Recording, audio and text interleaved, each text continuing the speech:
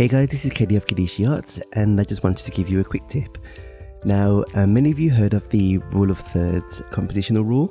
It's one of the most popular ones about, and I'm going to show you how to set up your guides in Photoshop just to help guide you with your compositions. So if you go to View, Guides, New Guide Layout, you'll come up with this dialog box and set your columns to 3 and your rows to 3.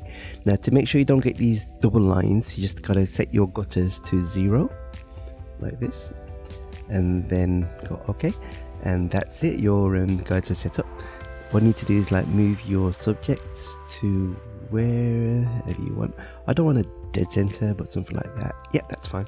I'm happy with that. And also, if you wanted to get rid of them, you can either hide them by going to View, View Extras, and uncheck the extras, and that will get rid of them. Or if you like the keyboard shortcut, you can press Ctrl H on a PC or Command H on a Mac, and that will do the same thing. And so that's it. If you'd like to see more quick tips like this, please let me know in the comments, and I'll see you next time.